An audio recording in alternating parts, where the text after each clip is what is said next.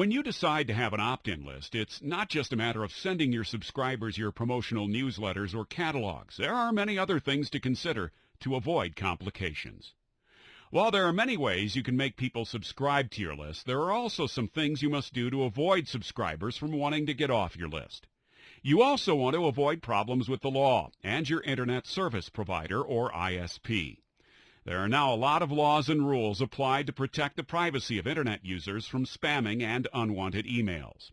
With the popularity of electronic mail as a medium for marketing because of the low cost, many companies have seized the opportunity and have flooded many people's email accounts with promotional mail.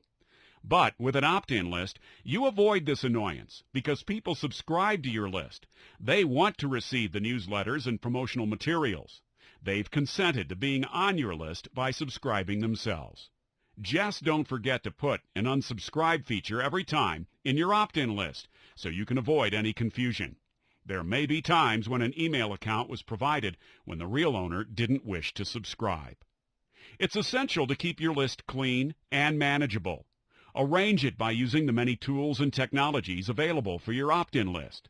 Don't worry, your investment in this marketing strategy is well worth it with all the coverage you'll get, which will likely be converted into sales, then profit. Keep yourself and your business out of trouble and potential run-ins with the law and the Internet service providers. Keep your operation clean. Your reputation as a legitimate business person and a legitimate site depends on your being a straight and true marketing strategist. As a tip, here are 3 things to avoid when emailing to your list. Number 1. Take note of your unsuccessful sends. These are emails that bounce. Bounced emails, also known as undeliverable messages, are those that for whatever reason weren't successfully received by the intended recipient. There are bounces that happen or occur because the server was busy at that time but can still be delivered at another time. There are also bounces because the inbox of the recipient is full at that time.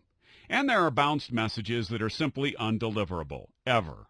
This may be due to an invalid email address, a misspelled email address, or an email address that was abandoned or already erased.